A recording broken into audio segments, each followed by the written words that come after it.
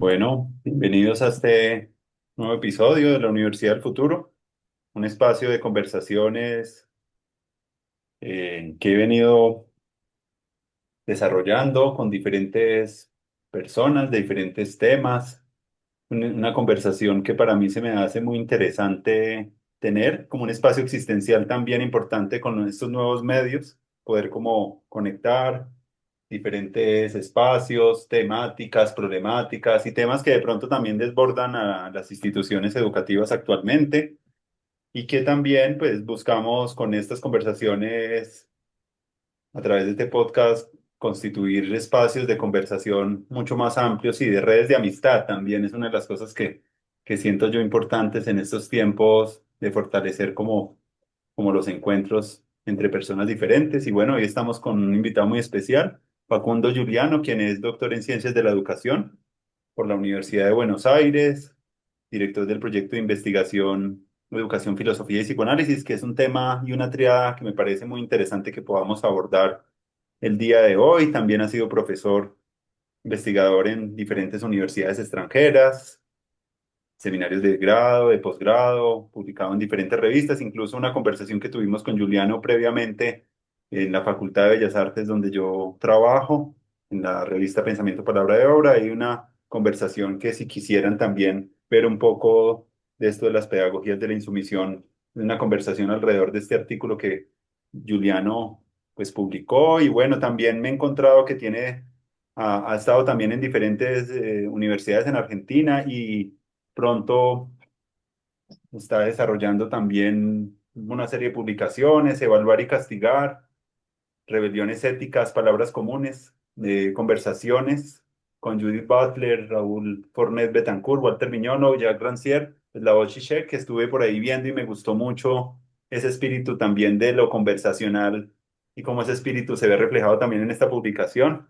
Y bueno, como temas que tienen que ver con la pedagogía decolonial, la ética, las geopolíticas, ha sido como uno de los temas donde Juliano ha estado como muy interesado en profundizar. Entonces, después de esa conversación, quedé con muchas ganas de abordar esta conversación contigo hoy.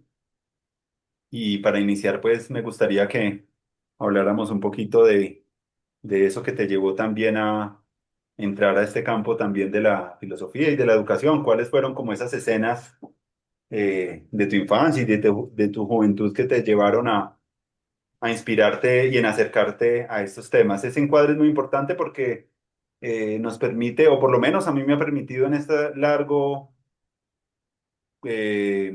abrir esas conversaciones, darse uno cuenta de todos los lugares que envuelven el recorrido de las personas, los maestros y maestras que han dejado huella en ti, ¿cierto? Los espacios, los lugares. Esa pregunta es muy importante en el acontecimiento pedagógico porque le hace uno ver también los lugares de los que uno viene y cómo lo han nutrido a uno en lo que uno está pensando y en sus maneras de reflexionar actualmente. Entonces, si quieres, por ahí podemos entrar a conversar. Sería como la primera pregunta que quisiera desarrollar contigo, Facundo, por donde quieras tú compartir un poco ese viaje formativo y esas experiencias. Mm. Total, bueno, buenas tardes, gracias Andrés sobre todo por incitar la continuación de la conversación, de aquella conversación que nos permitió encontrarnos y la verdad que este comienzo, ¿no? De la introducción, la pregunta, un comienzo que tiene que ver con la pregunta por los comienzos, ¿no? Esto a mí me parece sumamente importante y eh, directamente vos pusiste la palabra infancia, ¿no?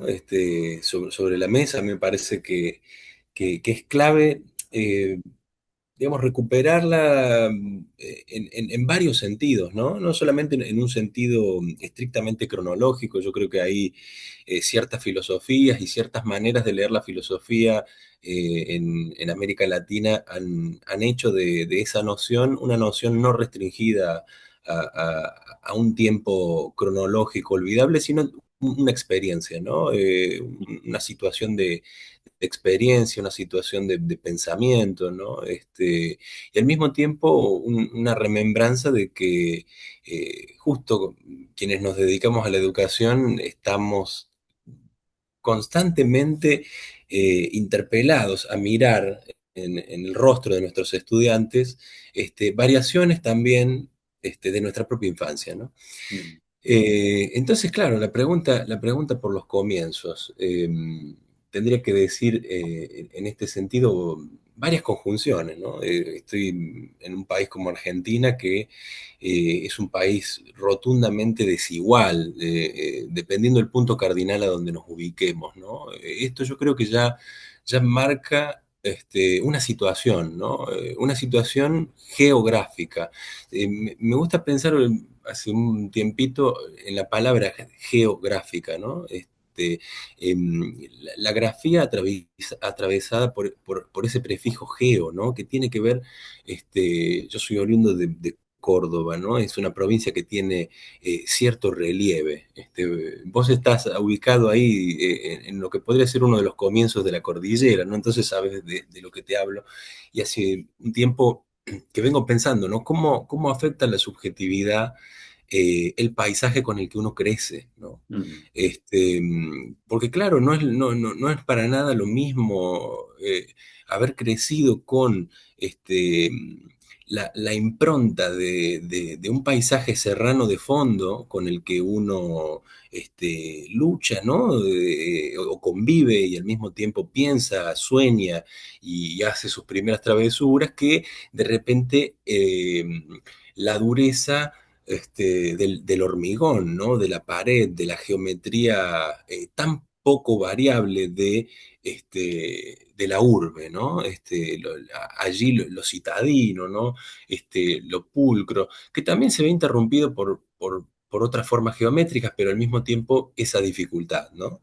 Entonces, tengo que decir que, bueno, en ese contexto yo nací en una ciudad muy añeja para la historia colonial de nuestros pueblos, ¿no? Con casi 440 años, la ciudad de Altagracia, ¿no?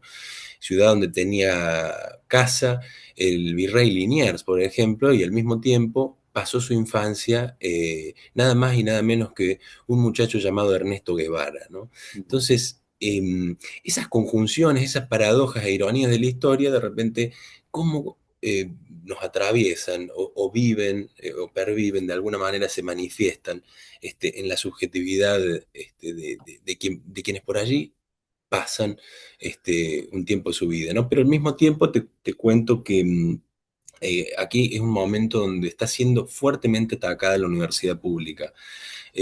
No se ha visto en mucho tiempo un ataque tan feroz. Y son ataques que tienen que ver, eh, por ejemplo, con la depreciación de los salarios docentes, ¿no? De los presupuestos para investigación. Bueno, son muchos los frentes donde la ciencia argentina está siendo atacada.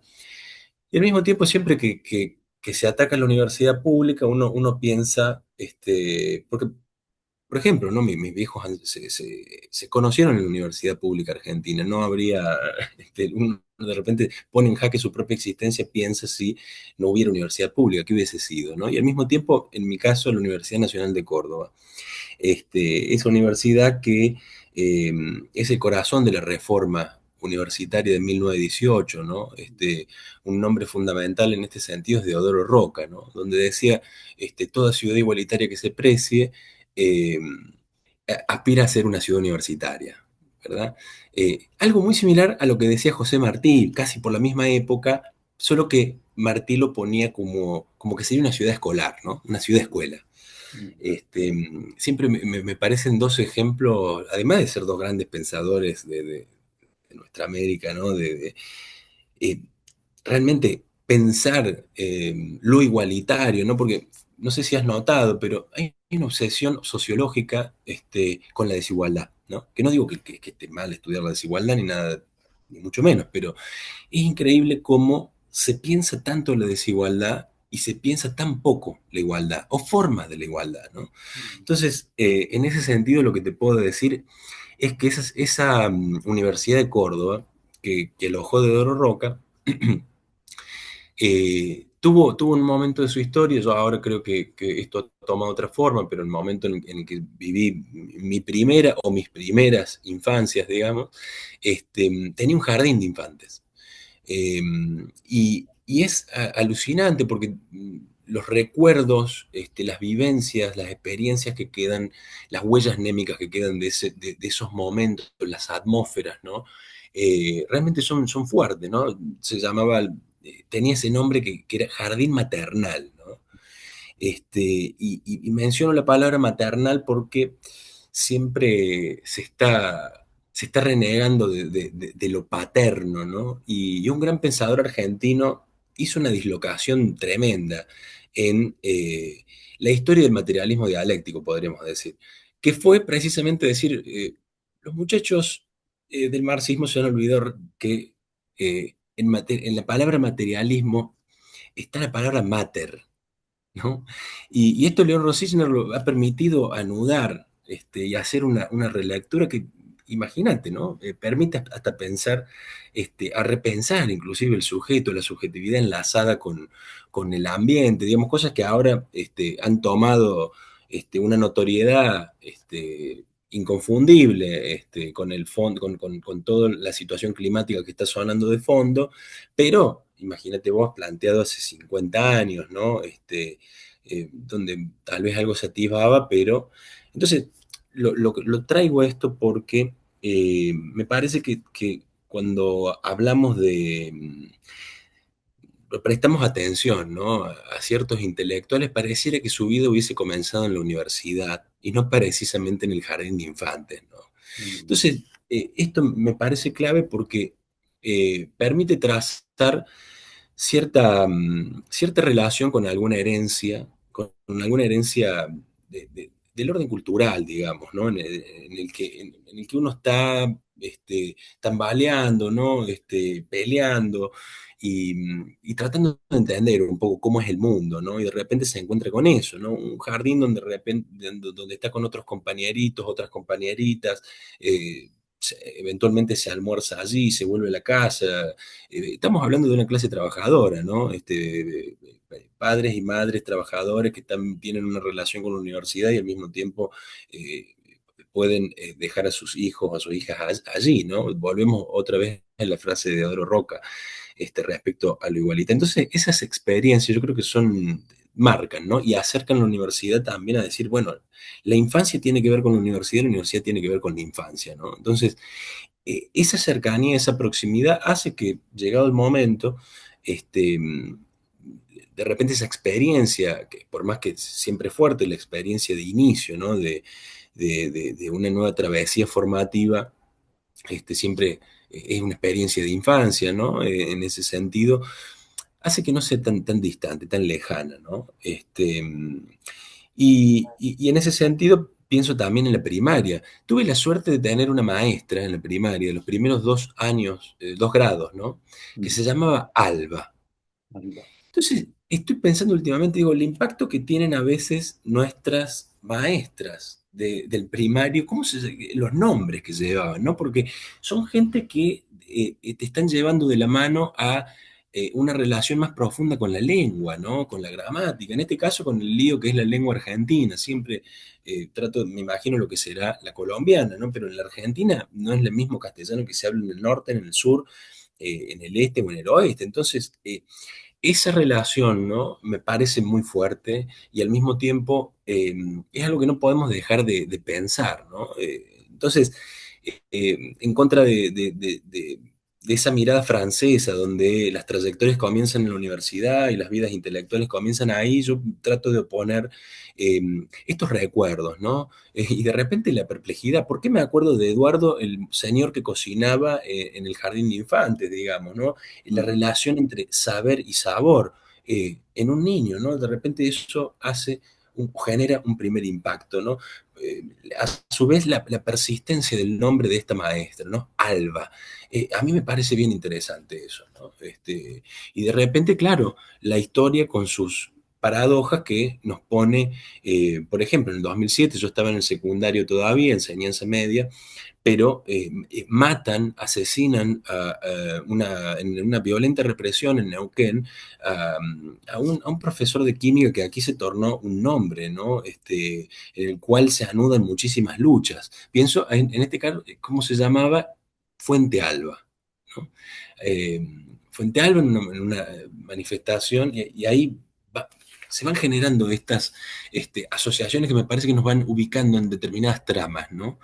Entonces, claro, creo ahí que hay algunos elementos, algunas huellas por pensar y que se van asociando, anudando, a veces son asociaciones ilícitas, digamos, ¿no? Pero creo que tienen una fuerza y un sentido que deja espacios, digamos, ¿no? Espacios para uno ir tramando cuestiones, ¿no? Entonces, claro, la universidad, la primaria, los conflictos que allí se suscitan, ¿no?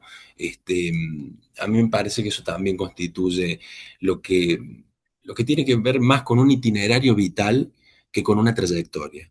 Me interesa mucho más plantearlo en términos de lo que puede ser un itinerario, una travesía, ¿no? Que esto supone vaivenes, supone tropiezos, supone momentos totalmente dramáticos donde no se sabe bien dónde está uno o hacia dónde va, pero de repente algo adquiere un brillo particular que te atrae, ¿no?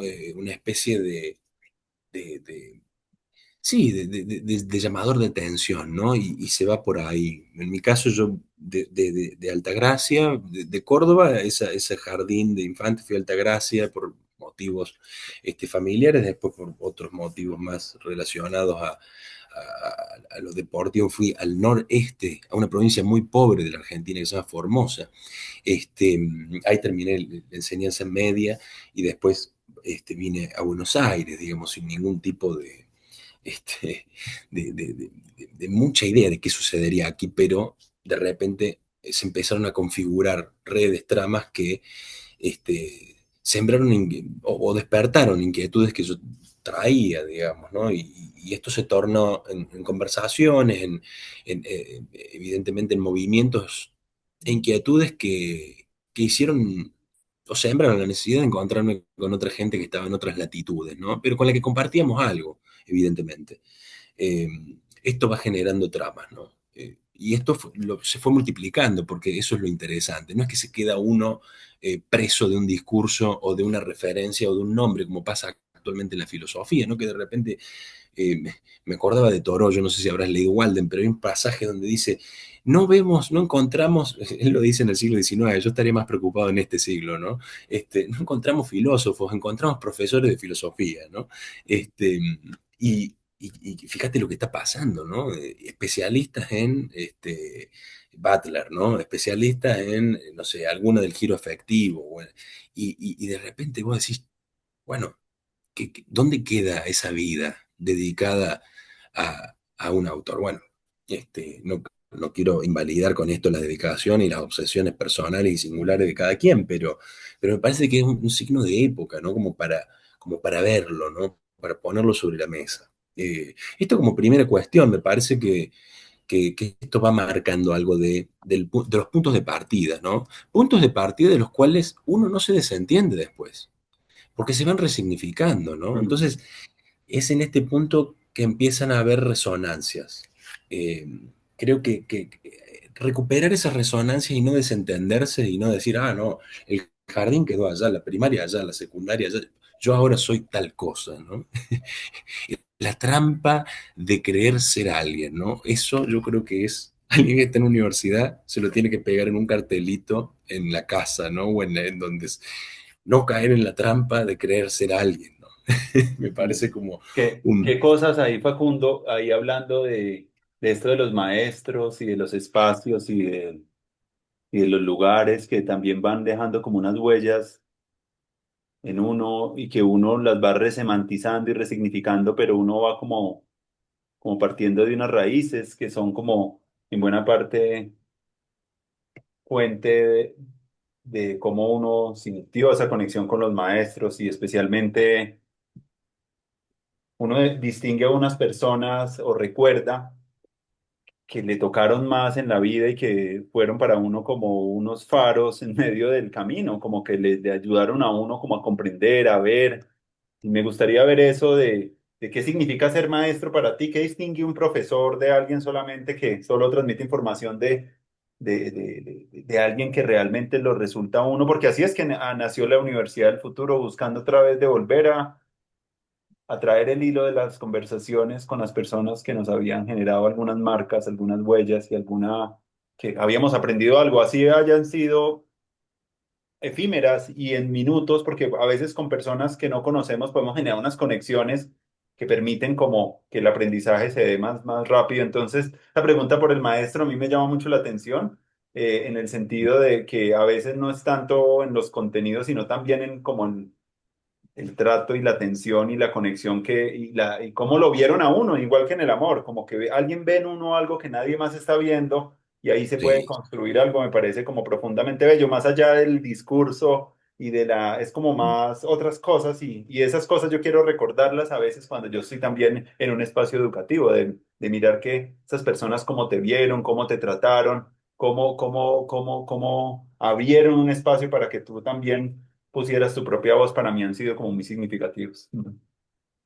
eso que tal como lo describís me parece muy hermoso porque ahí es donde aparece la figura de un maestro o una maestra, digamos, ¿no? Es decir, alguien que excede el mero contenido, ¿no? Alguien que eh, tiene la sensibilidad tal vez de, primero, una confianza, una creencia, ¿no?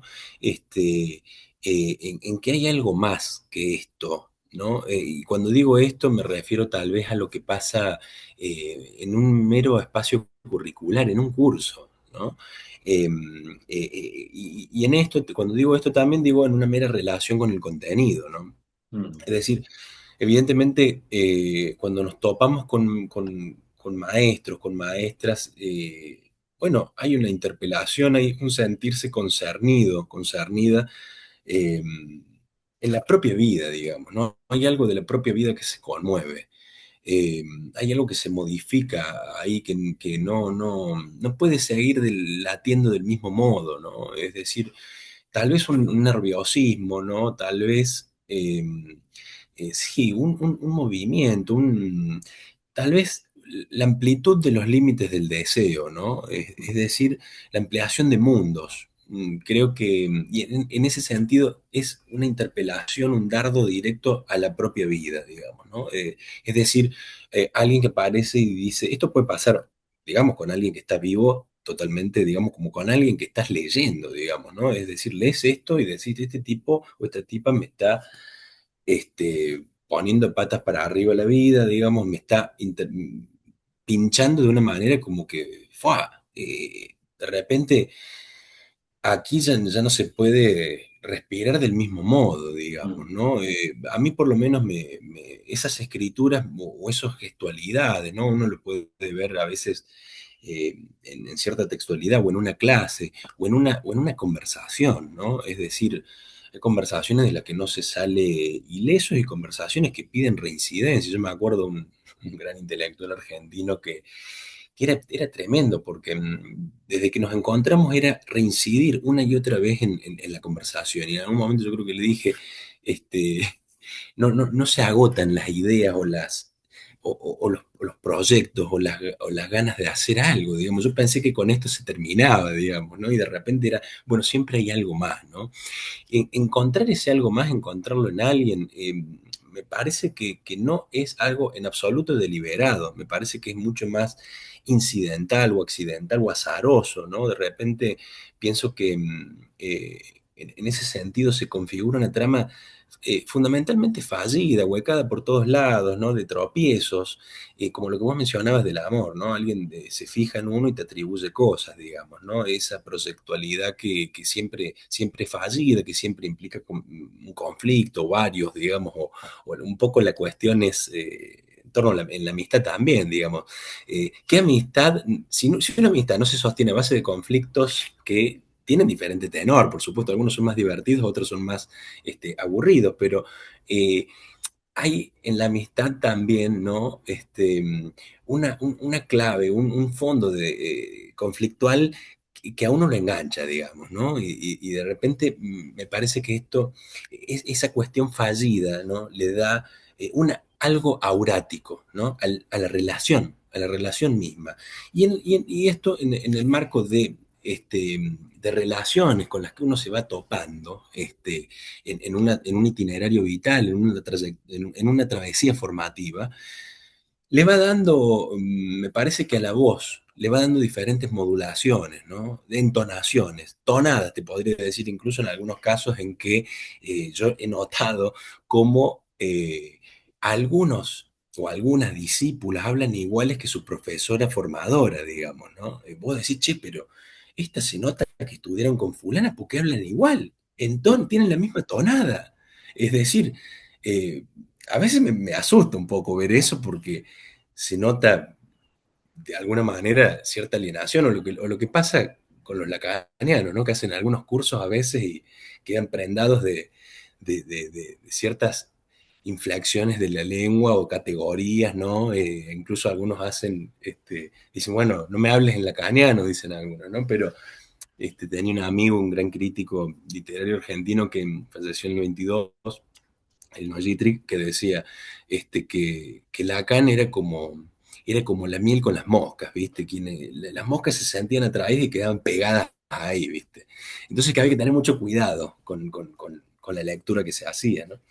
Pero, pero bueno, sí que creo que evidentemente hay este, algo del orden del acoger, de la hospitalidad, de la gestualidad, ¿no? Mm. Ya sea esto con gente que no está en este plano de una manera corpórea, pero que ha dejado libros que te interpelan directamente y vos decís, bueno, evidentemente aquí hay un antes y un después. Y al mismo tiempo con gente viva con la que uno se encuentra y con la que decís, evidentemente, esto esto o no te pasó nada, digamos, pero al mismo tiempo decir, bueno, esto, evidentemente, qué lástima, a veces digo, ¿no? Mejor a algunos autores o autoras, mejor no conocerlos, digamos, algunos pensadores, mejor no cruzárselos, digamos, ¿no? Porque pueden haber sido grandes maestros para otros, pero de repente para uno o para una no,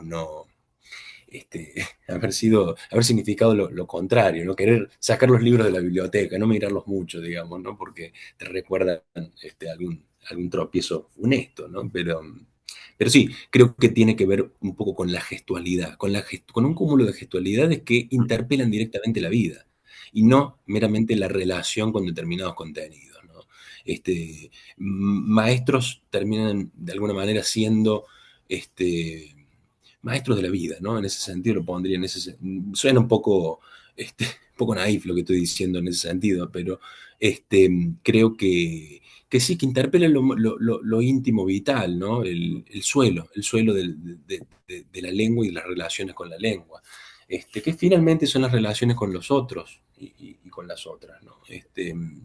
Me gustaría, Así que, Facundo, que me contaras un poco, a propósito de esos maestros, hay un texto donde parecen unas conversaciones filosóficas, políticas, educativas con varios autores, Walter Miñolo. ¿Qué ha sido para ti Walter Miñolo, Rodolfo Kusch, estos autores? Por ejemplo, te cuento a mí la experiencia. Cuando yo estuve en el lugar en el que yo crecí, que es en la ciudad de Manizales, fue muy poco la conexión de la educación con el pensamiento del continente y con el sur global, muy poco.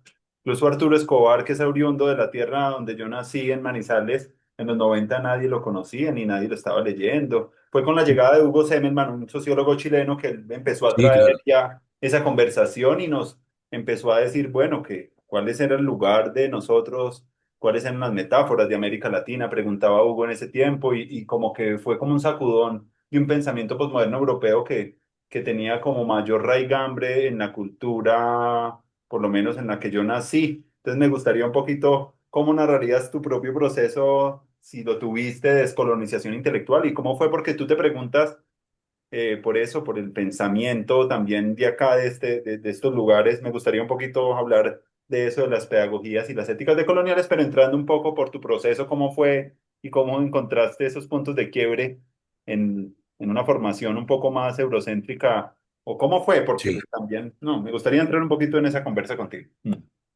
Sí, eso tiene, justo mencionaste dos nombres que para mí son muy importantes, tanto el de Kush como el de Walter, ¿no? Mm, Pero, y tengo ahí particulares anécdotas bueno, a Cuyo no lo conocí, pero sí su obra me llega de una manera muy, muy particular, este, y que tiene que ver con, con estas gestualidades con las que veníamos hablando, ¿no? Mm, Pero eh, esto implica un vaivén, viste que te conté hace un rato que yo viví en Formosa, allí hay diferentes comunidades originarias, ¿no? Y eh, por militancias varias, algunas más familiares, otras estudiantiles, este, tuve el gusto de conocer desde muy chico líderes, pensadores, filósofos indígenas realmente que me han llamado, me dislocaron el lugar de enunciación, digamos, porque en Córdoba, que está en la zona rica de la Argentina, eh, esto se ve menos, ¿no? Y hay menos conciencia de estas cuestiones. Sin embargo, cuando el paso por Formosa siembra eh, de alguna manera la percepción, la sensibilidad de que, en este país no somos la única sociedad que existe, digamos, ¿no? Y hay otras tradiciones y hay otras lenguas, incluso totalmente desconocidas, que, por ejemplo, no tienen género. A mí eso me voló la cabeza cuando adolescente, ¿no? Y eso al principio tomó la forma de un compromiso con lo intercultural que yo todavía no sabía muy bien cómo articular, ¿no? En términos de mis escrituras, de mis primeras escrituras, ¿no? Entonces, mm, investigaba la educación intercultural bilingüe, ¿no? La pensaba a veces como un nuevo apartheid en esta época, porque escuchaba a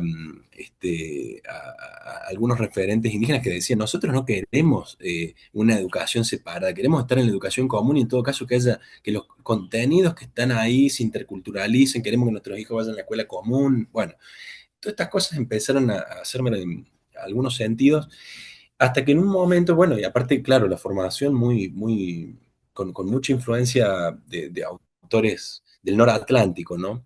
Pero también algunos pensadores latinoamericanos. Yo lo tuve de profe a Carlos Cullen, digamos que fue mi primera discusión filosófica, ¿no? Yo tuve el gusto de cursar antes que se jubilara filosofía de la educación y para mi sorpresa, porque fue para mi sorpresa también, había escrito un trabajo que finalmente se eligió para que se expusiera y era una discusión con su obra, ¿no? Con parte de su obra en realidad, con mm, algunas cuestiones muy puntuales. Y eso a mí, bueno, mis compañeros habían quedado de alguna manera sorprendidos por esa discusión, mismo Cullen también había sido bastante generoso con mi planteo, bueno, era muy chico en ese momento, pero en ese momento se abrió, bueno, como un frente de discusión que tenía que ver con esto, con lo intercultural, ¿no? La mm, cuestión es que de repente, sin darme cuenta, me estaba yendo para un lado que terminaba generando casi como una discusión sectorial, ¿no? Y a mí eso me estaba preocupando porque yo no me quería tornar para nada, ni lejos de eso, un referente de los indígenas y toda esta mm, cuestión. Entonces ahí tuve que pensar un problema que me interpelara que me interpelara de manera transversal, que incluyera lo intercultural, que me permitiera discutir la colonialidad. Ahí me encontré, vos sabés que me encontré con Miñolo primero leyéndolo muy, muy mal citado, o citado de una manera muy injusta en un texto de Boaventura de Sousa Santos. mm, Ese fue mi primer contacto con Miñolo, ¿no? A mí me parecía raro como Sousa Santos estaba tratando particularmente la obra de Dussel o la obra de Miñolo en Conocer desde el Sur, que ese fue un texto que me dieron a mí en la facultad.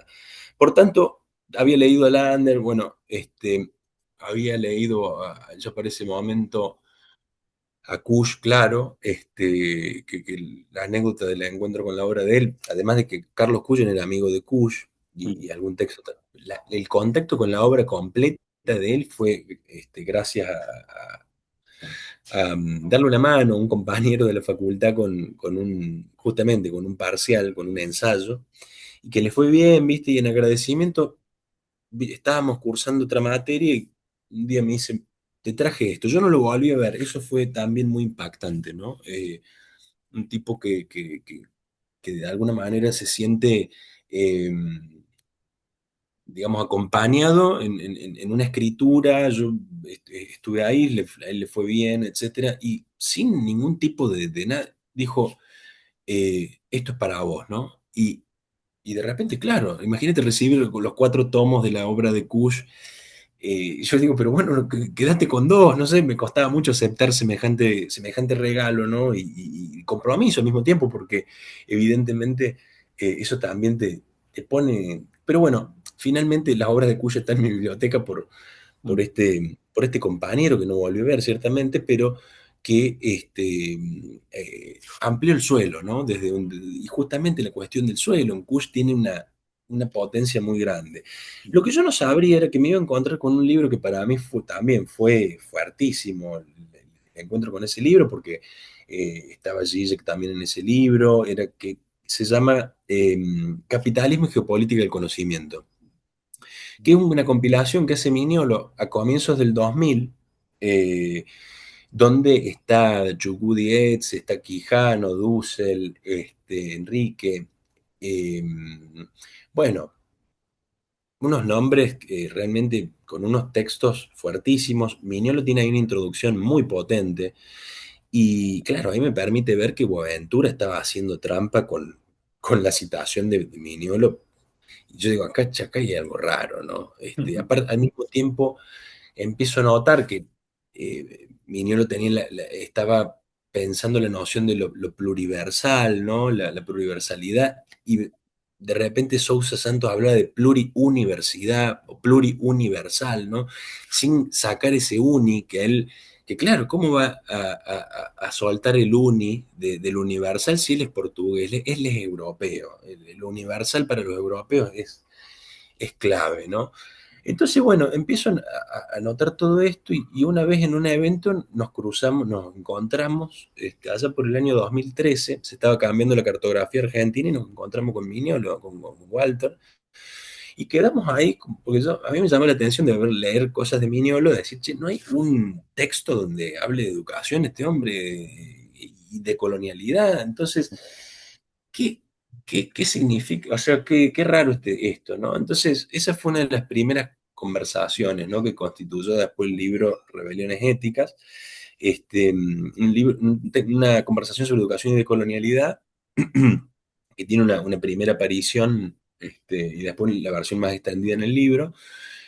Pero claro, esto te estoy hablando del año 2013, 2014, eh, y en ese momento se estaba dando una discusión bien potente entre la filosofía continental europea y la otra parte del mundo, porque Santiago Zavala publica un texto en Al Jazeera que se llama, que lo titula El Lao Tse y el rol del filósofo, ¿no? Y dice, Lao Tse es el filósofo más importante en este momento y después tiene un pasaje muy fuerte donde dice, hay importantes filósofos en actividad ahora, además de la Oxisek en Eslovenia, Chantal Mouffe en Bélgica, Jean-Luc Nancy en Francia, en ese momento vivía, Victoria Camps en España, Simon Crutchley creo que decía en Inglaterra, bueno, y dice, por no mencionar otros de Brasil o Australia, dice, ¿no?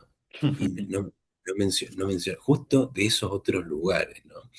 Claro, a todo esto un filósofo iraní muy irónico, muy filoso, pone en Al Jazeera un texto, porque esto ya salió en Al Jazeera, un texto que dice, ¿pueden pensar los no europeos en tercera persona, ¿no? Y él como que dice, finalmente, este, realmente cuando hablan de filosofía y mencionan todos estos nombres, a estos nombres a las otras 3/4 partes del mundo no nos dice nada, ¿no?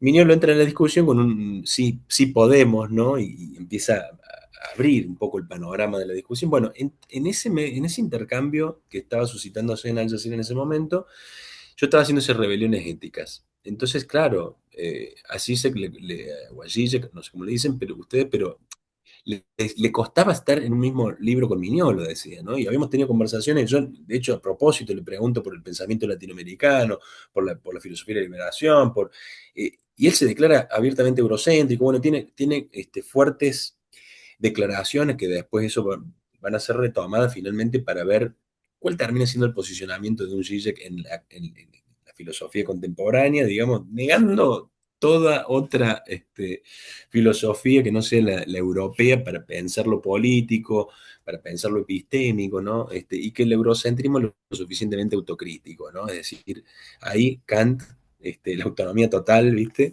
Y, pero bueno, esto te lo cuento porque, claro, cuando me encuentro con Miñolo para esa conversación, empieza a haber una conversación de la cual, como te decía antes, hay conversaciones que no terminan, ¿no? Y bueno, y Walter ha sido alguien con quienes hemos estado permanentemente en conversación hasta el día de hoy, digamos, con diferentes proyectos y discusiones y al mismo tiempo, ¿no? Hubo un momento cuando de Rebeliones Éticas, el segundo libro que viene, es un libro que compilo, pero en el que participa Walter también y Bárbara Aguer, y Hamid Dabashi, que tiene como, hicimos en primera persona del plural esa pregunta, podemos pensar los europeos, y ahí pusimos ética de colonial y geopolíticas del conocer como la posibilidad también de pensar a partir de esa pregunta una potencia de descolonizar la ética, pensarla desde otras tramas, despegarnos de las éticas, inclusive las que estaban más de moda, el estilo Badiou, ¿viste? Ver las diferencias, ¿no? Entre las preocupaciones que podemos tener desde acá y las que hay desde el otro lado del charco, Mm. ¿no? Despegarnos de figuras europeas que acá se suelen leer, ¿no? No sé allá, pero acá aparecen las filósofas de anagrama, ¿viste? Y ya van los porteños de Buenos Aires a leer, no sé, a Marina Garcés y ya sin mucha distancia o discusión posible. Entonces dice, Marina Garcés dice nueva ilustración radical y ahí van a comprar y a citar, ¿viste? Y ahí hay un montón de problemas que la ilustración es, es un asunto realmente problemático, digamos, para las otras tres cuartas partes del mundo que no son Europa. Entonces, tomarlo así a la ligera, ¿viste? Es algo que, por lo menos, tratamos de sembrar una pausa ahí, ¿no? Una detención. Entonces, claro, acá es ineludible en el concierto de Buenos Aires, ¿no? Incluso lo hablo mucho con colegas que están en Brasil, la influencia de la filosofía francesa, ¿no? Foucault, hemos tenido que pasar a veces de manera, bueno, como un paso obligatorio, a pesar de que después uno se arma una estrategia donde dice, bueno, yo Foucault lo voy a citar así como se me canta, digamos, desde el punto de vista que yo estoy abordando este problema, en todo caso Foucault que tribute a mi problema, una especie de subsunción, por usar esa palabra marxista, eh, qué sé yo, uno puede hacer ese intento, pero eso tiene que ser un momento en todo caso, como que, listo, este capítulo para trabajar ciertas cosas, ¿no? Pero no podés estar remitiendo constantemente eso porque, como siempre trato de recordar, si te quedas ahí dándole vueltas a la cantinela Foucaultiana, que es muy rica, que es muy fértil, que tiene muchas aristas de análisis, bueno, algunos ni han podido salir de ahí, que esa es la trampita que tiene el último libro, ¿no? Hemos estado discutiendo esto en la Universidad de La Plata, acá en Argentina, que se llama Evaluar y Castigar, pareciera ser una resonancia del clásico, ¿no? Pero el punto está en el subtítulo, ¿no? Eso que atraviesa el libro, si uno ve la tapa, está a la mitad, así como un atravesamiento que lo divide a la mitad. Y es justamente apuntes sobre y hay una paréntesis, hay y ahí, y ahí inmediatamente viene la noción, colonialidad pedagógica.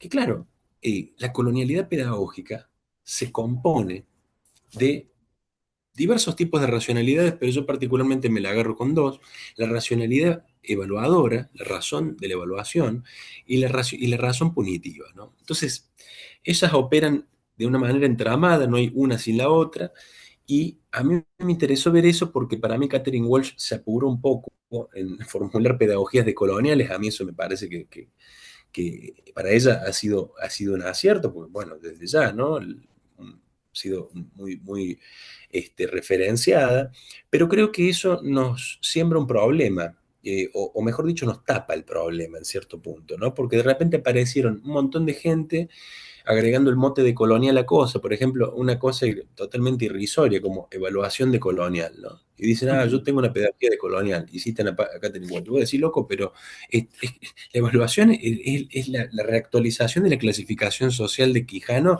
con una sutileza del poder que incluye todas las pestes que podríamos hablar de esta época con relación a la inteligencia artificial o la mecanización de la existencia, la algoritmización de la cultura, todo ahí, el patriarcado, el engenderamiento, el racismo epistémico, así propiamente dicho, de una manera muy potente, y de repente aparece esto, ¿no? Entonces, a mí una de las cosas que me pareció importante, yo empecé estudiando, cuando encontré un problema que me parecía que tenía mayor alcance, formulé esto de la razón evaluadora.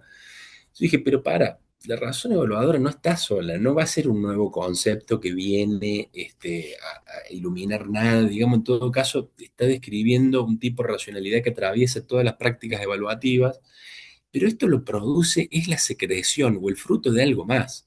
Y ese algo más, me pareció que la formulación más precisa que se podía darle era colonialidad pedagógica, que eso tiene una trama genealógica, no es que hay una genialidad que de repente aparece y dice, la colonialidad pedagógica, no. Eh, Arturo Jaureche, pero primero Jorge Abelardo Ramos, década del 50, formulan la idea de colonización pedagógica. Claro, ellos ven una serie de vectores problemáticos que eh, no contaban con el aparato crítico de la colonialidad y al mismo tiempo lo pedagógico ahí estaba visto de otra manera. Entonces me pareció que había que retomar algunas de las cosas que ellos habían visto en la década del 50, que fíjate vos, 54, 1954, Jorge Abelardo Ramos, 1957, Arturo Jaureche, Foucault en el 70 recién, en el Ah, seminario de El Poder Psiquiátrico, va a hablar de la colonización pedagógica de la juventud como manera de trazar la eficacia de la distribución del poder disciplinario de manera geopolítica, ¿no? Claro, no ve la colonialidad, no va a pretender semejante cosa, pero fíjate la temporalidad, ¿no? Acá los muchachos en el barrio lo estaban viendo este, de una manera muy temprana y Foucault recién 20 años después, ¿no? Algo pasa también, algo muy similar pasa con Reforma del 18 y Mayo del 68, 50 años antes, estos muchachos de acá de Córdoba viendo esto. Pero digo, esto es un ejercicio que a mí me interesa mucho hacer. No obstante, la colonialidad pedagógica, ¿no? No solamente la reactualización de la colonización pedagógica con el aparato crítico de la colonialidad, sino que ver cómo la colonialidad del poder, de la subjetividad, del género, del trabajo, no funciona sin una dimensión pedagógica o pedagogizante del sujeto, ¿no? Y de los sujetos. Es decir, hay algo que atraviesa los cuerpos, las sensibilidades, y que tiene que ver con este tipo de racionalidad que la tenemos metida hasta el tuétano. En el sentido de que eh, es un tipo de racionalidad muy, muy, muy potente que recicla las mañas del juicio. Te acordarás Michel de Montaigne, ¿no? mm, Recicla las mañas del examen en su doble vía, el examen secular, obviamente el de la formación de los cuadros del Estado, eso que estudió Foucault como dispositivo disciplinario, pero también el examen de conciencia. Ahí aparece el cristianismo.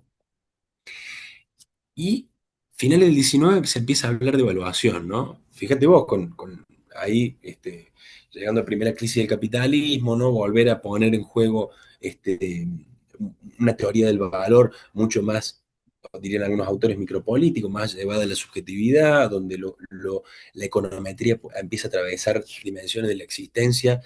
Y entonces, bueno, aparece ahí fuertemente la racionalidad de la evaluación.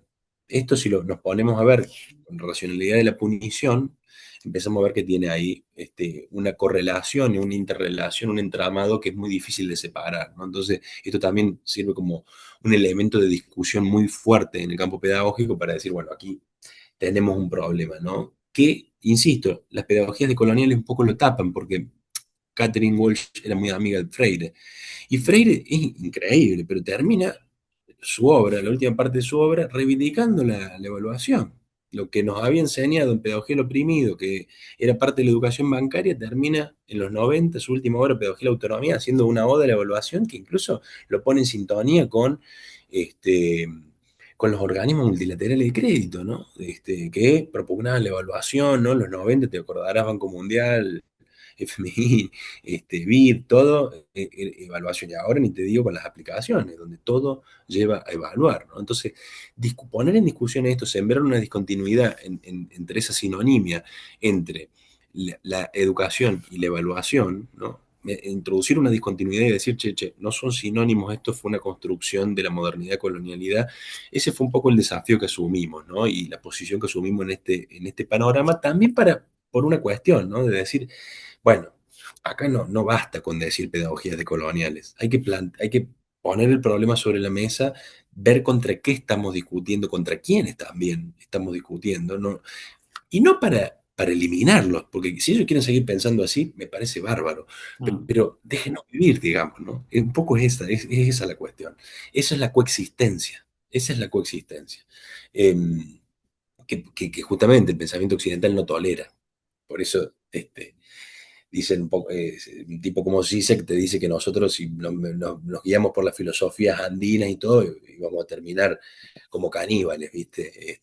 O haciendo sacrificios, una típica ignorancia de- del yo conquistador, ¿no? Que se maneja con relatos de viaje de otros que aparte sabemos que fueron inventados para poder ser alguien, ¿no? Hay como una paradoja ahí también que muchos de los pensadores latinoamericanos más revolucionarios también pues dialogaron mucho con toda la obra, con el marxismo, el psicoanálisis, la filosofía también, Nietzsche, Hegel, como que uno siente en ciertos pensadores que están atravesados también por esas matrices de pensamiento y dialogan y las llevan a otro lugar, no las desconocen, no Mm. parten, es un diálogo también, que, o por lo menos en algunos, no digo en todos, siento como un diálogo con con esos autores y con esos pensadores. No sé, mm, Está bien, fundamental lo que traes, porque, a ver, hay que ujú, decir varias cosas sobre esta base. Eh, claro, no podemos caer en una negación caprichosa de la importancia o la relevancia de esos pensamientos, ¿no? No se trata de no quiero ver, o como en la película de Buñuel, no sé si te acordarás, creo que era el Bruto, ¿no? Ese momento donde dice no quiero escuchar, no quiero escuchar. Cuando no se trata de eso para nada. Yo creo que en este, por lo menos en nuestra propia experiencia, ¿no? Hemos pasado por ahí y atendemos y estamos atentos a lo que pasa en el momento de cuáles son las discusiones. La diferencia es que no nos quedamos atrapados ahí, me parece. ujú, Yo creo que el punto y la diferencia está, que es la diferencia colonial propiamente, ¿no? En este sentido, asumir que esa diferencia colonial nos hiere, nos parte, nos fronteriza, digamos, en nuestro propio pensamiento. Y hay una cuestión. No podemos desconocer en este sentido el diferencial del poder epistémico, ¿no?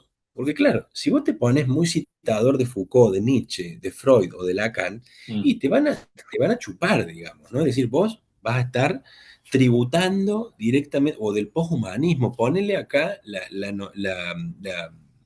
ponele acá la sucursal que esté ganando o que esté facturando mejor en cada momento histórico, ah, digamos, ¿no? es Pero, cierto. ¿qué pasa? Acá hubo gente, no podemos desconocer esto también, gente que ha hecho lo que quiso con el psicoanálisis, le ha hecho torsiones, lo ha convertido. El psicoanálisis en Argentina no tiene para nada el mismo sentido que el psicoanálisis en Francia, o en lo que queda de Viena, digamos, ¿no? O ni menos aún en Inglaterra o en Estados Unidos. Acá tiene que ver con una práctica política que está totalmente atravesada también por lo público de los sistemas de salud, no es solamente el diván privado y todo eso. Esa historicidad que va tomando, que yo creo que ahí hay una tensión que tiene que ver con esta paradoja que vos marcas y que de alguna manera es ir más allá de lo que una propia disciplina se plantea, de alguna manera indisciplinarla, ¿no? Mm. Pero no uno desde su buena voluntad sino en una trama política comunitaria, ¿no? Comunal en ese sentido. Eh, lo que hizo, yo creo que en ese punto, ahí habría que ver, obviamente, caso por caso y ver cómo, Mm, pero me parece, por ejemplo, te doy un caso como en Argentina, ¿no? Martínez Estrada, Ezequiel Martínez Estrada. Él escribió Radiografía de la Pampa, uno de los grandísimos ensayistas y poetas argentinos.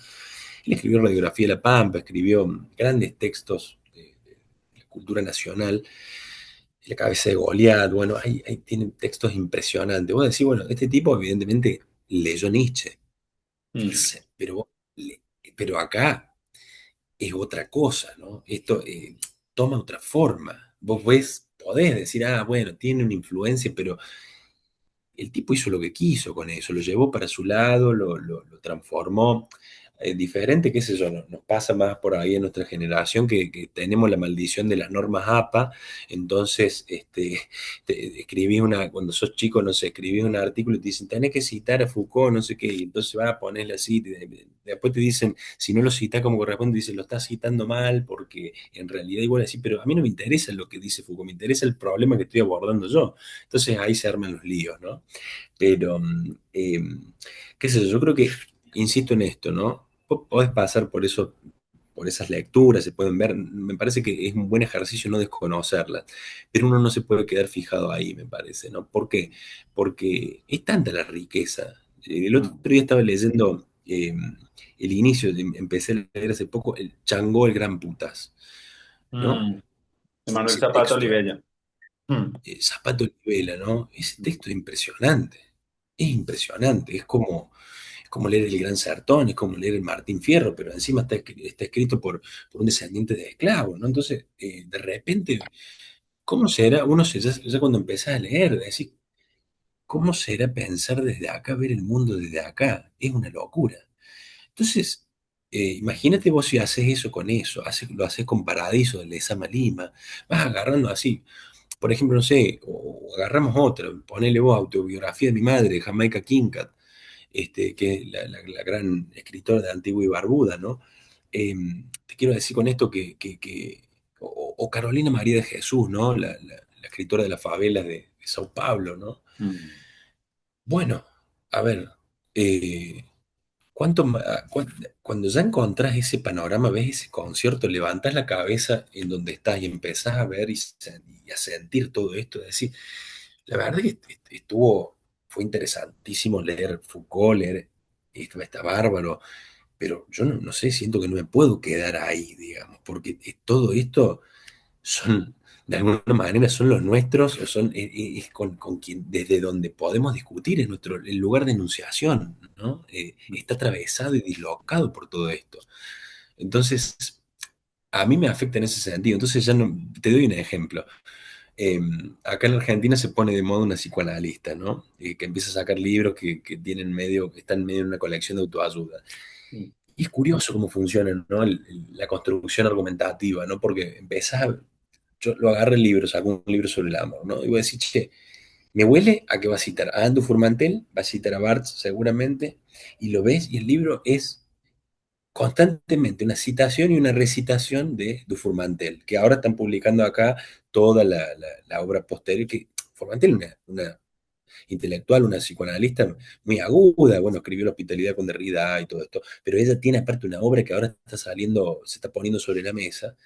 He leído algunas de sus cosas y la verdad que decís, che, tiene cosas muy buenas, incluso su pensamiento clínico, en fin, tiene cosas muy interesantes, pero de repente tornarse, ¿no? Uno la sombra de, o la sucursal de, en Argentina, y escribir un libro sobre lo que sea, pero este, constantemente remitiendo a esa fuente, bueno, por eso digo, esa psicoanalista tiene un interesante pensamiento en su práctica clínica, pero bueno, después en su musculatura teórica ves que hay, hay un injerto un tanto, sobre todo, ¿sabes qué es lo peor? Que eso es, eh, yo creo que es contraproducente para con su propia inteligencia, ¿no? Una tipa bien potente, pero que al ponerse en este lugar de recitación, había un otro psicoanalista acá que habla del repique, ¿no? Como que eh, empieza a hacer como una especie de eco, ¿no? Eh, Creo que termina siendo sí, como una pérdida de la propia inteligencia en ese sentido, ¿no? De poder poner en juego algo de lo propio, más allá de lo que dicen los franceses, porque ahí ¿sabes qué es lo que te come? El diferencial de poder te come. Vos decías, bueno, yo uso como quiero, pero te pones a citar dos o tres veces Nietzsche y ya sos un nietzscheano, digamos, o sos un comentador, entonces, hay que, no sé, me parece que estamos siempre en un lío del cual es muy difícil salir, no es porque citar ya, pero me parece que estamos en un momento donde podemos atender a la política de citación, ¿no? Eso te iba a Eh, preguntar, eso a propósito del psicoanálisis, que me llama mucho la atención también y es algo, un eje también de tu trabajo. sí, Y bueno, también me pregunto como por lo menos para mí, hay algunas cosas de la realidad contemporánea que la lectura psicoanalítica permite otras entradas que no son como tan evidentes, ¿cierto? Como que toda lectura psicoanalítica también y está basada también en una falta, ¿cierto? En algo que no es plenamente consciente. Todo proyecto político Total. siempre está en una exclusión constitutiva que delimita siempre Sí. cosas y deja cosas por fuera. Incluso en la educación también esa perspectiva y me gustaría preguntar para ti cómo dialogas tú esos aportes para esas comprensiones en la ética, en la política, en la educación. Yo apenas estoy como profundizando, veo que también estoy todavía muy atado a un marco de un pensamiento más europeo de esa reflexión, pero pues me gustaría también, si conoces y también para compartir otras entradas y otros diálogos y otras personas que están haciendo también de esa perspectiva del psicoanálisis aquí en el continente como referentes importantes también que nos incites también a leer, también sería muy interesante poder escuchar. Ahí hay varias cosas para decir, ¿no? Porque mi principal desacuerdo en ese punto es, por ejemplo, ¿no? El texto de Shelley Rolnick, lo Ujú, de apuntes para descolonizar el inconsciente, y después su descolonización del inconsciente se basa en un cóctel de Deleuze y Guattari, ¿no? ujú, Eso me parece a mí sumamente preocupante, digamos, porque ahí sí que hay un desconocimiento muy profundo de no solamente realidades otras, sino genealogías que permiten dislocar o que en todo caso invitarían, no como una proposición, ahora voy a descolonizar, porque un poco suena eso el mm, texto, lamentablemente, de Rolling, ¿no? Bueno, ahora voy a descolonizar con toda esta gente mi inconsciente, digamos, ¿no? Y ahí ya estás poniendo en los afanes del control consciente, ¿no? Una acción, una praxis. Me parece que en ese sentido la indirección, ¿no? Tiene el pulso de la diferencia, ¿no? Y en ese sentido no podemos desconocer que hay una diferencia colonial que está jugando ahí fuertemente. mm, Eh, yo creo que el que más tocó los nervios ahí de maneras bien interesantes es Fanon, ¿no? Cuando piel negras, máscaras blancas, ¿no? La ontogénesis, en la atención de la sociogénesis y muestra. Entonces, yo creo que son más bien pocos psicoanalistas quienes están dispuestos a mm, revisar presupuestos teóricos que son profundamente complicados, digamos, mm, ¿no? Son pocos, y al mismo tiempo hay otra cosa que no podemos dejar de hacer, que es que cuando pensamos la subjetividad, ¿no? s- para no quedar entrampados en una perspectiva netamente cognitiva, el psicoanálisis ahí nos tiende una mano, pero ya no como el psicoanálisis como un mero tributo a Freud, o como Freud descubrió el inconsciente, digamos, ¿no? Lo puso sobre la mesa. Lacan hizo otro tanto en relación con el lenguaje y con el síntoma. Me parece que en ese sentido es un momento no es un momento para iglesias, porque están implosionando y al mismo tiempo expandiéndose las iglesias de todo tipo, este, mm, sino es un momento de indisciplinar en un punto, ¿no? Yo tengo varios ejemplos ahí para dar, pero el de León Rosichner es un gran ejemplo. Hemos mencionado a León Rosichner hoy más temprano, pero ha sido un tipo que él perteneció a un grupo de intelectuales. Yo mencioné a Noé Strick, él también estaba en ese grupo de la década del 50 en Argentina, se llama Grupo Contorno. Interesante, porque esos tipos y tipas que también estaban involucradas ahí, mixturaban de una manera bien interesante. Quienes se dedicaban a la literatura traficaban filosofía y psicoanálisis entre sus escritos, digamos, lo tenían incorporado. Es una cuestión, es una cuestión bien interesante esta, porque de repente nos permite ver que tiene que ver con la incorporación en una posición, ¿no? Incorporar, hacer cuerpo de algo, ¿no? mm, En este sentido, no renegar de la falta, no renegar de aquello que tiene que ver con dislocar cualquier perspectiva de completud, digamos, ¿no? ujú, O cualquier perspectiva de plenitud total, digamos, ¿no? Y dar lugar también a la enseñanza. Para mí en educación la enseñanza del acto fallido es fundamental. A mí cada vez que aparece un acto fallido en el aula y un momento épico, digamos, donde algo ahí. nos permite ver y al mismo tiempo nos enseña algo. Yo Ujú. los, les doy lugar, porque cuando aparece hay que dejarlo, digo, me parece que me pase a mí o le pase a un estudiante, digamos, hay que sostenerlo, no hay que salir corriendo de ahí, ¿no? Este, entonces, pienso en ese punto que todavía, a ver, Laclau, Ernesto Laclau, hubo uno, digamos, ¿no? Ese tipo pudo hacer lo que hizo con filosofía política, siendo habiendo vivido una experiencia formativa fuerte en Argentina, yéndose a Inglaterra, entonces, y haciendo la combinación que hizo, ¿no? Con psicoanálisis y filosofía política. Pero bueno, hay que hacer otros movimientos, ¿no? Hace poco vi que habían hecho una jornada de homenaje a la Chloe y estaba la cuestión de la cita, ¿no? Y bueno, ¿cuáles son las luchas o las batallas que da cada uno en el marco de sus disciplinas, de sus lugares de enunciación, y cuáles son los cruces que uno puede hacer? No porque uno, insisto en esto, Andrés, no porque uno se torne un citador de Freud o de Lacan. Yo creo que el psicoanálisis no tiene que ver con eso. Ujú. Si alguien tiene tal vez una experiencia clínica en este sentido, verá que no pasa por ahí, ¿no? Sino una vivencia, una experiencia, un exponerse, un ponerse fuera, digamos, a partir del cual todas las dinámicas de control que están atadas a las neurosis empiezan a aflojar, ¿viste? Empiezan a aflojarse. Y se torna una vida más vivible, digamos, ¿no? Porque estas cosas que la cultura occidental nos ha instalado con fuerza y ha fortalecido y ha engordado, que es el super yo, bueno, de alguna manera hay que bajarle los cambios, ¿no? Hay que bajarle este, como diría alguien, bajarle las revoluciones, ¿no? Como si se tratara de un motor, ¿no? La manera de poder existir más, y existir también tiene que ver con tropezar, con, este, siento, me escucho y digo, estoy hablando tal vez muy enfáticamente, pero con espaciar un poco las palabras, ¿no? Dejar un poco de silencio, dejar algunos espacios en blanco, no llenar Mm. toda la hoja, digamos, ¿no? Creo que en ese punto el psicoanálisis nos dice mucho. Y eso es algo también que hace también el cine. Yo un día le escuché Sí.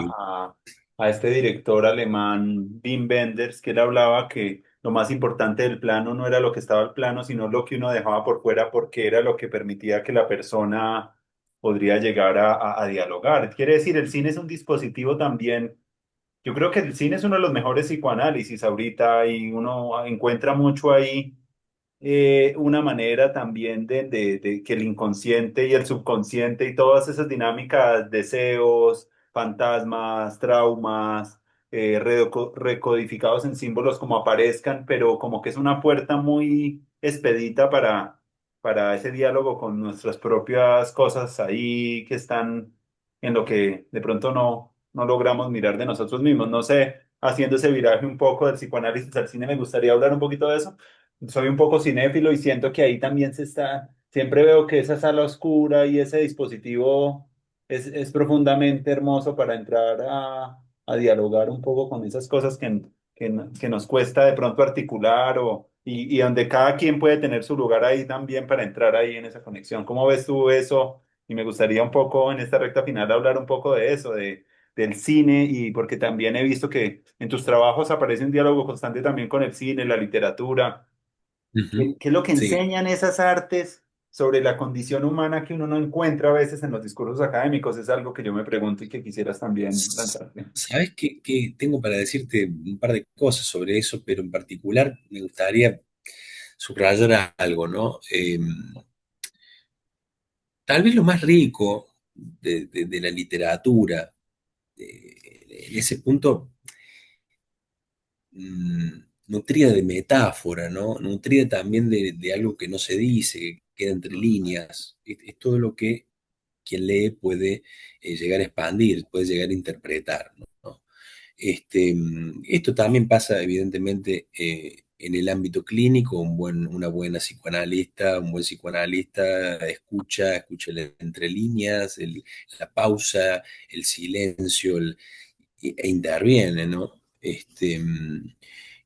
Y lo interesante de esto, tanto en la literatura como en el psicoanálisis, como en el cine, y también podría ponerte aquí la educación, ¿no? En un espacio formativo, eh, es que se da sobre el fondo de objetivos truncados, digamos, ¿no? De objetivos que están totalmente excedidos, es decir, o al mismo tiempo, eh, para lo único que están los objetivos es para dar muestra de su insuficiencia.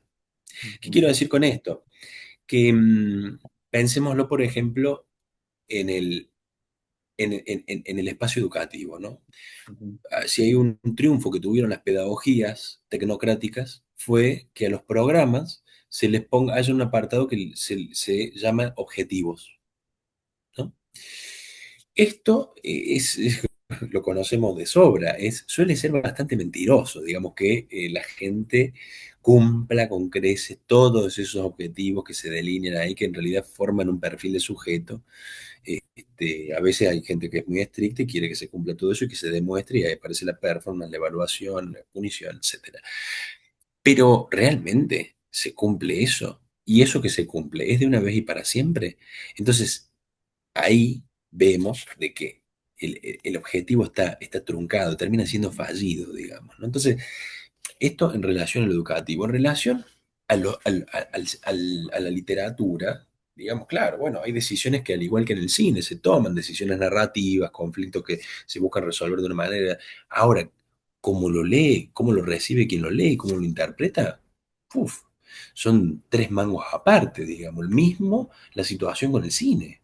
ujú, ¿Qué mira cada quien en las películas? Vos a veces decís, che, ¿por qué le gustó esta película a esta gente? La película es decadente, o sea, es muy mala, ¿no? Es un poco lo que pasa con esta creciente oleada de insensibilización que las producciones de plataforma están generando, me parece, que le dicen a la gente no solamente qué mirar, cómo mirar y cómo no sentir tampoco, ¿no? ujú, Porque están haciendo cada vez más producciones para que la gente no mire, para que la gente escuche netamente así de fondo mientras hace otra actividad. Los planos son cada vez más rápidos, está ujú, un poco la lógica del reel ahí siendo imperante, ¿no? Entonces, eh, hay cada vez, en todo caso, en las producciones audiovisuales, cada vez menos cine, si nos ujú, ponemos a pensar, o a ver, o prestar atención, ¿no? Entonces, pero sin embargo, cuando sí hay cine, incluso en aquellas decisiones que se han tomado para que se produzcan determinados efectos, cuando hay cine, insisto, porque cuando te ponen la musiquita de que te tenés que emocionar cuando viene un momento dramático, que te avisan, che, en este momento tenés que llorar, Andrés. ujú, No solamente te están faltando el respeto como espectador, sino también están atentando contra el cine, porque el cine no es eso. ujú, En todo caso, ahí lo que está jugando es el mercado, una lógica de mercado, y ahí sí, te diría, hay un dispositivo, porque ahí sí hay objetivos claramente definidos que se calibran y se buscan. Yo estoy trato de insistir mucho en que no llamemos a todo un dispositivo. Las clases o las escuelas no son necesariamente dispositivos, pueden funcionar allí dispositivos, sí. El cine puede ser un dispositivo, pero a priori no lo es. Digamos, ujú, porque si no estamos en la interioridad de una arquitectura del poder donde los objetivos son los que priman y lo único que se calibra es cumplir o no con el objetivo. Lo ujú, mismo en el ámbito clínico. Me he discutido con psicoanalistas con esta noción de dispositivo, porque hablan, el dispositivo clínico ujú, psicoanalítico. Pero curiosamente una de las definiciones del espacio de análisis, el espacio clínico de análisis, de psicoanálisis, es que no está atado a un objetivo predefinido, sino que ahí está la singularidad, el caso por caso, el síntoma, la, la- la, precisamente la constitución más singular, más excepcional, y que te hace. ¿Qué es la singularidad? Que no hay sustitución, por lo tanto no puede haber un objetivo atado a todos. Ah, ujú, no, todos sean felices. Eso es una teoría cognitivo-conductual. Entonces, en todo caso, ¿qué podés hacer vos respecto a tu vida? Que nadie puede vivir por vos, ahí aparece lo insustituible, nadie puede hablar por vos, ¿qué podés hacer en relación con tu lengua, con la muerte? ¿No? Nadie se va a morir por vos, digamos, ¿no? En este sentido, aceptar eh, la dificultad de que uno tiene que asumir un papel, ¿no? En su propia vida e ir por eso, digamos, ¿no? Entonces, ¿y qué limitaciones supone eso, ¿no? ¿A qué cosas no y a qué cosas sí? Bueno, todo esto obviamente no es sin angustia. Una enseñanza de psicoanálisis, no vas a estar todo el tiempo contento, ni alegre, ni en esta... Entonces, ¿el cine qué te permite? Cuando hay cine, ¿qué pasa? Te puedes angustiar en el cine, te podés aburrir, un lujo total hoy, aburrirse. Te podés, la podés pasar mal. Hace poco vi esa película, no sé si la viste, la película española Sirat, No, no lo he visto. película que parece que la gente se levanta del cine y se va, y es durísima. Un padre y un hijo salen a buscar a su hermana y a su respectiva hija porque se perdieron en esas fiestas electrónicas en Marruecos y empiezan a recorrer el desierto y bueno, es una película muy dura. Este, pero bueno, quiero decir con esto que el cine también es eso, muestra lo que nadie quiere ver. Eso también es un elemento. Y hay gente que dice, ay, no, yo no quiero mirar ciertas cosas porque eso es ser cómplice. Gaspar, ¿no lo ubicás? Sí, claro, el de Love y el de varias películas, sí. Irreversible. Sí, sí. Irreversible. Bueno, irreversible Irreversible, me es lo he una visto. axiomática es una axiomática del cine. Vos viste eso y ya está, hay imágenes que no se te van a ir. Ahora, si vos le pones, yo me pregunto, no sé, no quiero ser escandaloso con esto, pero tal vez una de las escenas de violación más terribles en la historia del cine las ha generado Gaspar Noé en esa película. Mm, Acá en Argentina, que hablamos de educación sexual integral, yo no sé cuál sería el impacto de ver eso, digamos, ¿no? mm, Porque también están las discusiones más morales, ¿no? O de moralina, ¿no? Ah, pero sos cómplice si estás viendo. Pero, a ver, eso es cine.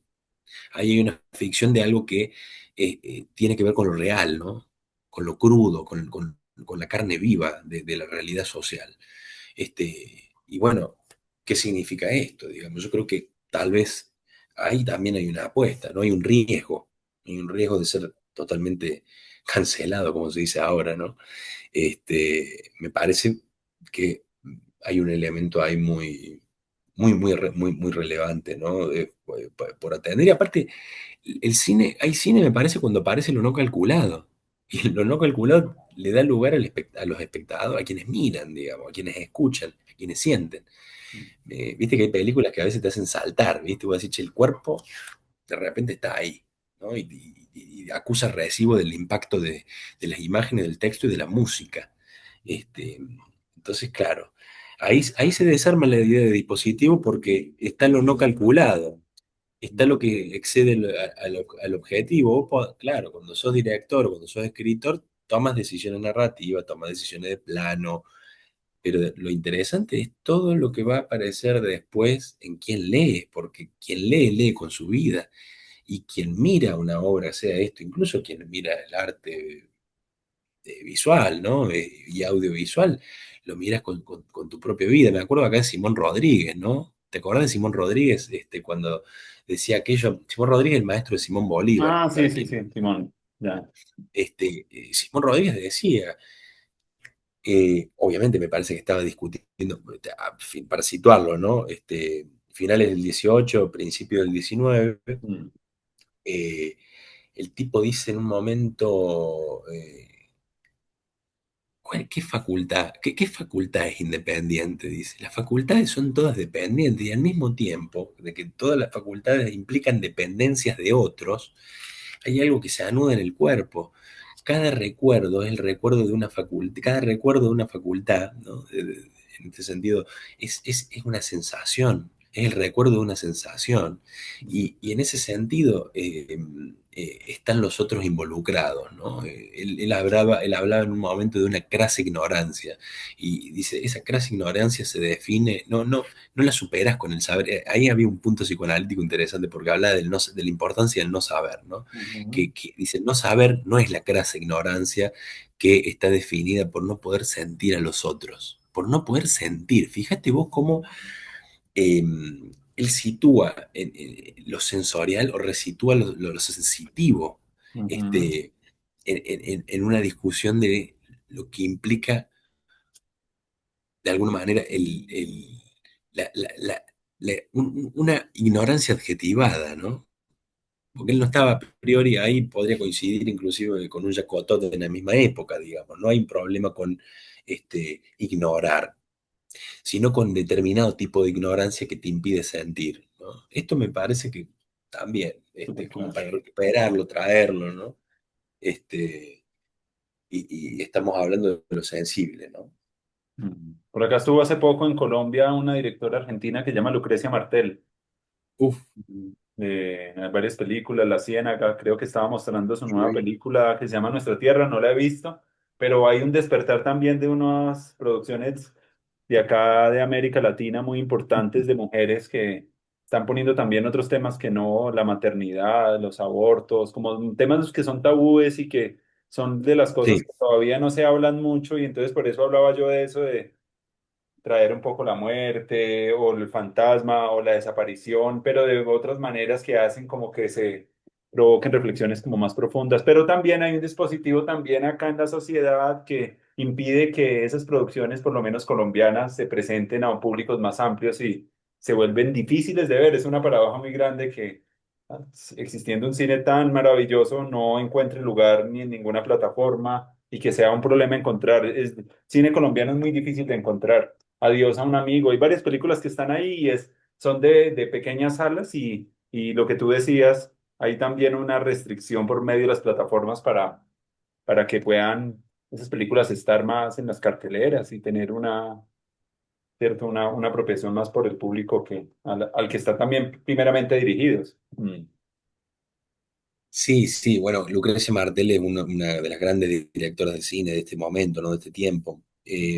Sus películas son, y aparte tienen un compromiso, y sus películas son contraepocales, ¿no? Maneja una temporalidad diferente. Mm, Con respecto a esto, me parece que ella, de una manera magistral, pone temas sobre la mesa mm, y los aborda con una hondura y con una profundidad que no es una cosa, a mí eso me genera mucha admiración porque mm, está implícita, la militancia está implícita en sus cines, ¿viste?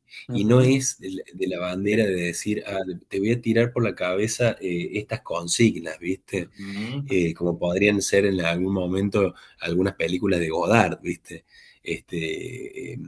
Me parece que ella juega más sutilmente el ujú, terreno de tema. ¿Por qué? Porque yo creo que ella también está siendo consciente de que muchas películas se están reduciendo al tema ujú. y no toman riesgos cinematográficos, digamos, ¿no? Ok. Entonces vos decís, ah, bueno, esta película habla sobre el aborto, está correcta, pero la verdad que no se la juega cinematográficamente en relación con cierta musicalidad, con cierta actuación, puede haber alguna Ujú, buena actuación por ahí colada, pero al mismo tiempo está muy presente la consigna que termina siendo como, mira, sin ir más lejos, hay un ejemplo que puede venir al pelo.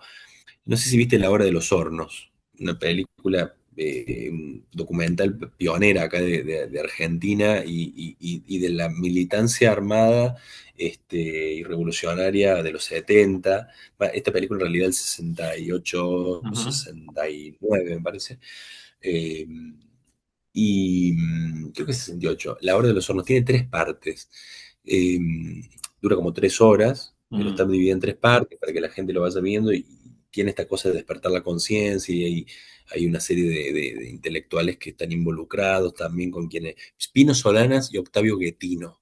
ujú, Vas a ver que tiene esta fuerte impronta de la militancia, de la movilización y llega un momento donde dice, che, como que hay que tomar las armas, ¿no? Hay que ejercer la violencia. Es como que te lo dicen. Y te lo dicen, no sé si en la segunda o en la tercera parte, yo no me acuerdo, pero ya con la primera, con todo lo que te mostraron ellos en la primera parte, ya como que eso te queda en el cuerpo, ¿no? Como vos decís, no hace falta que me lo digas. ujú, Esto es como que...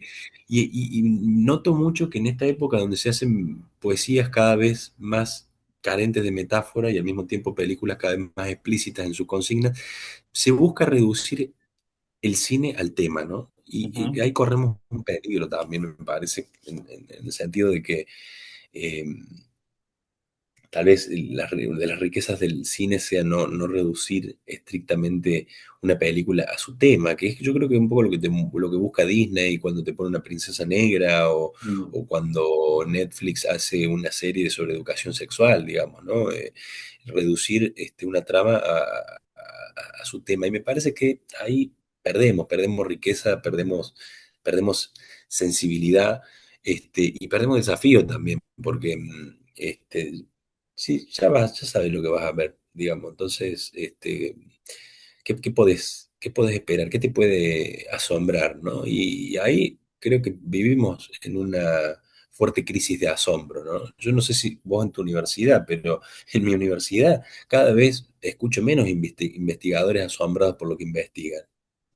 Yo, eso es algo que te juro, me preocupa terriblemente. Digo, ojalá, este, nunca termine siendo de estos investigadores que no se asombran por lo que leen, por lo que escriben, por los movimientos que van, digo, termina siendo una existencia totalmente mecanizada, burocratizada, ¿no? La investigación termina siendo papeleo, mm, y requisitos burocráticos para permanecer en un sistema como si fuera el hámster en la rueda, ¿viste? Y vos decís, che, ¿qué te asombra de esto? Porque una vez me tocó participar en un panel con colegas, algunos de ellos habían sido profesores míos, este, donde todos contaban los proyectos, las becas, leían los abstracts de sus proyectos, ¿no? Vos decís, che, pero acá hay chicos que quieren, gente joven que quiere investigar y le vamos a decir que la investigación es esto es la parte más fulera, más fiera de la investigación. mm, Acá no hay asombro. Bueno, lo mismo con el cine, lo mismo con la literatura o con la poesía. Si esto va a ser el calco y no hay un juego, hay un riesgo que te permita vivir algo del asombro, ¿no? Realmente me parece como que nos deja, no solamente nos deja con una sensación de pérdida del deseo cada mm, vez más frecuente, ¿no? Sino que al mismo y también de horizonte, pérdida de paisaje, ¿no? Pérdida de latido, de tensión vital, ¿no? mm, Eh, Sino que al mismo tiempo estamos disecando un espacio vital, ¿no? Yo creo que en ese sentido por eso hay que ser cada vez más cuidadoso, ¿no? Con las implicancias del investigar, las implicancias eh, eh, del mirar, de ir al cine, las implicancias de la lectura, ¿no? mm, Cómo uno se implica ahí, cómo se pone el cuerpo, cómo va trazando una cartografía y uno va asumiendo una posición en relación con esa cartografía. Porque si estos libros están circulando por acá, yo de alguna manera tengo algún compromiso con eso. Mismo con las películas que uno ve o con la música que uno escucha. Acá hubo un muchacho muy joven, 18, 19 años, que sacó un disco hace poco, Milo J, recuperando algo del folclore argentino, ¿no? En diversas variantes, Mercedes Sosa, por ejemplo, ¿no? Una mm, grabación que había. Bueno, y un periodista este, muy del mercado, muy de los medios, ¿no? Le dice, pero tu generación no conoce a Mercedes Sosa, ¿por qué le quisiste incluir en una canción, ¿no? Este, Dice, me parece que estás equivocado.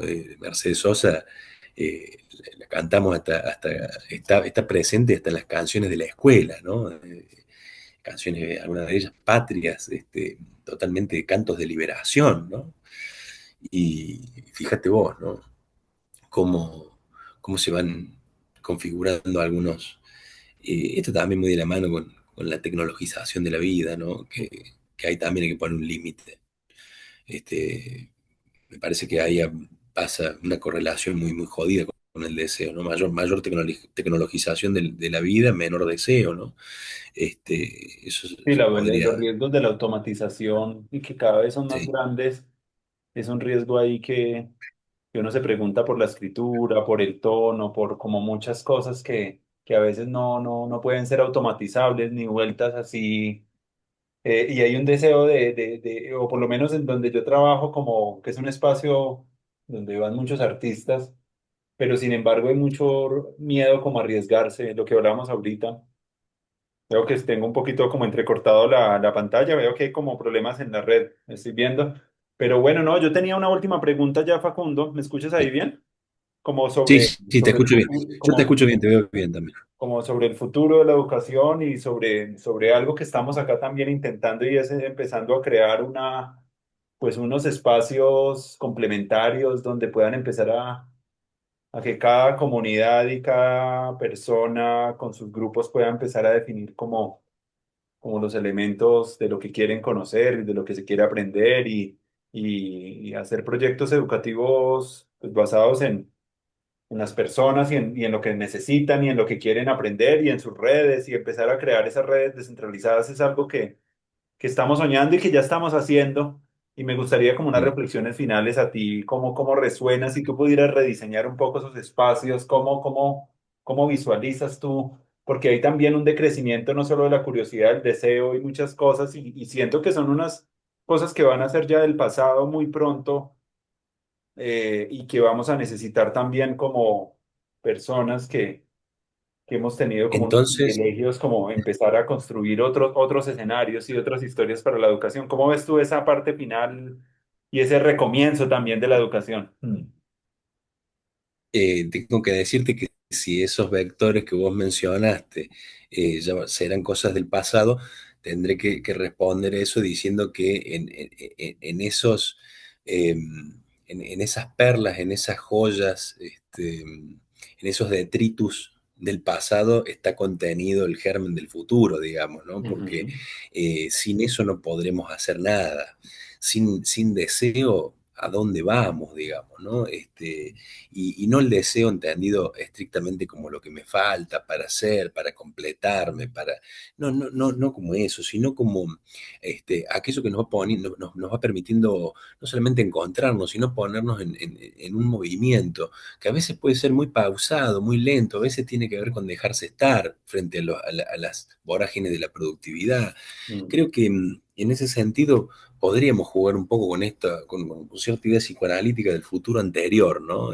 ujú, Y ver un poco, no quedar presos ni de la novedad, por un lado, ni de la excesiva novedad, y al mismo tiempo decir, bueno, evidentemente ya no se hacen películas futuristas, como en otra época donde había una imaginación más mm, cultivada, había un riesgo mayor en cultivar ciertas distopías. Cada vez el futuro está más cercano, ¿no? El futuro se está comiendo el presente. Y al mismo tiempo el futuro ha sido una coartada muy, muy trágica para el mundo educativo, en el cual ahora, cuando tal cosa, tal otra, ¿no? Las promesas de la modernidad que se han cobrado vidas, digamos, ¿no? Entonces, en este punto, ponerle un límite a ese futuro que se está comiendo el presente mm, y tomar cartas en el asunto hoy mismo, ¿no? Como esto que vos decías, ¿no? En las comunalidades, en las redes que se pueden tramar, y al mismo tiempo ver que eh, hay que tomar una urgente posición con respecto ineludiblemente, eh, establecer determinados límites a las lógicas este, coloniales o de la colonialidad que vía el mercado, vía la tecnologización, mm, vía lo que aparece como indiscutible o como que estas cosas, no, ahora llegó la inteligencia artificial, hay que adaptarse o quedaste como un retrógrado.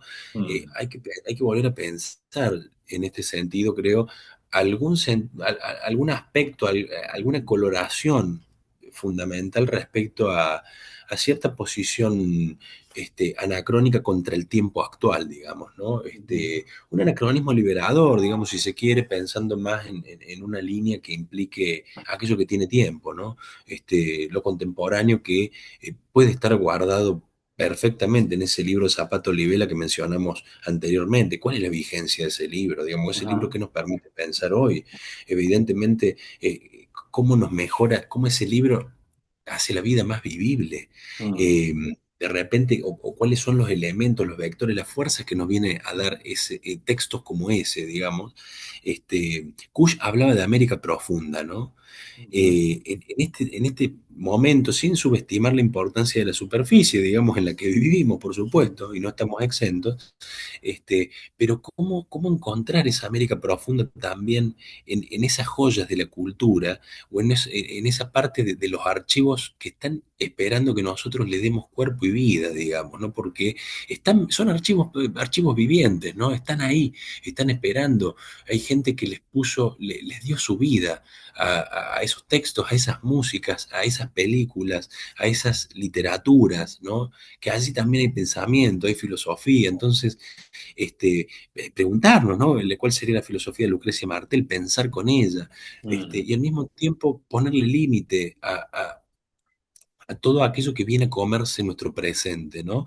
Sea la vorágine, sea la velocidad, sea la tecnologización inmediata, el inmediatismo, digamos, ¿no? Y lo que hace cada vez, o lo que nos impide vivir en América profunda, allí donde la lógica falla, decía Kush, ¿no? Y asumir esto, ¿no? De por qué, de qué significa vivir en América profunda y por qué la lógica falla, ¿no? O la tecnología falla una y otra vez.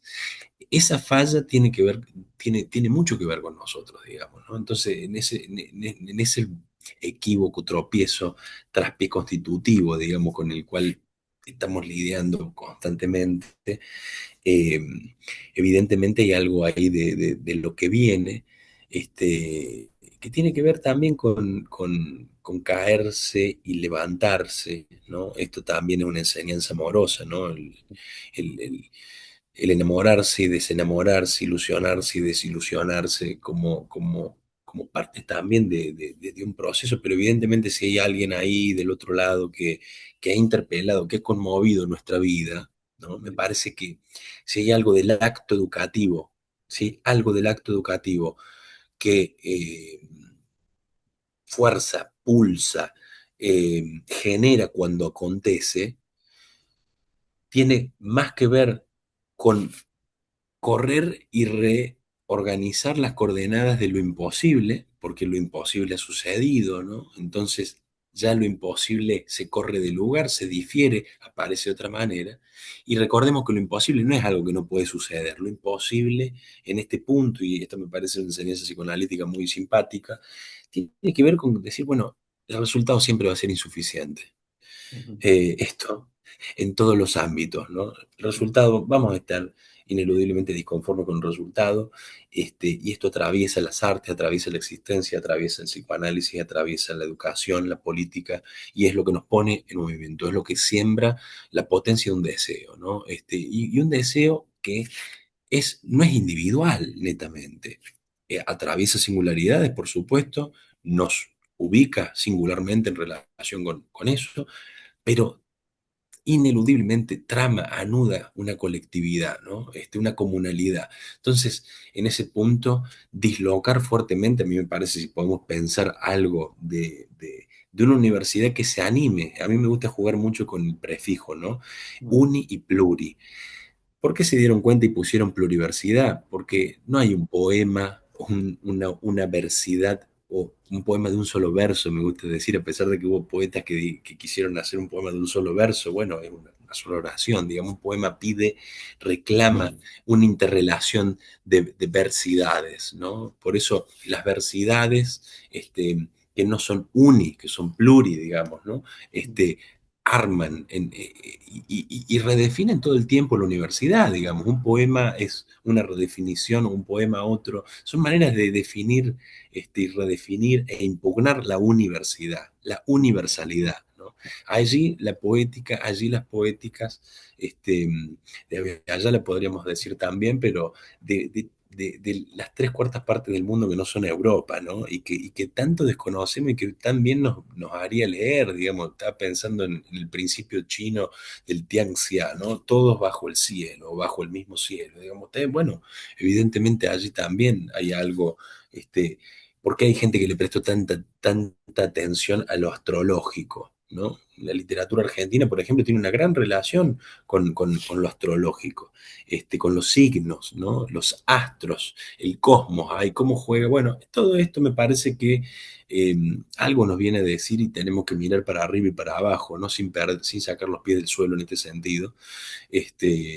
Y viendo que, bueno, nos dedicamos a esto, estamos dedicados a lo imposible, y tenemos que en todo caso buscar maneras, o encontrar, mejor dicho, formas de lidiar con esa insuficiencia en el resultado, pero que en todo caso va a dar lugar y tiempo, fíjate vos, cosas que generalmente de las cuales se carecen, ¿no? En la vida humana nunca tenemos tiempo.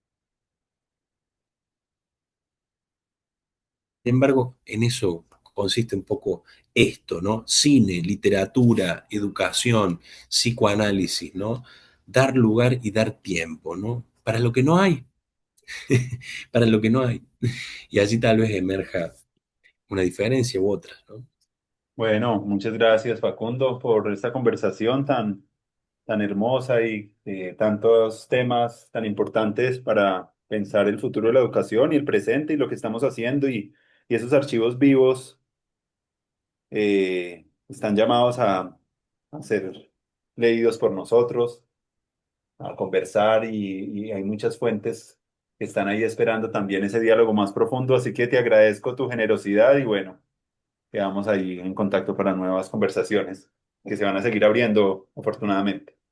El agradecido, yo desde ya que una alegría continuar la conversación contigo, Andrés, y agradecerte la escucha, las preguntas, la incitación y la provocación a pensar.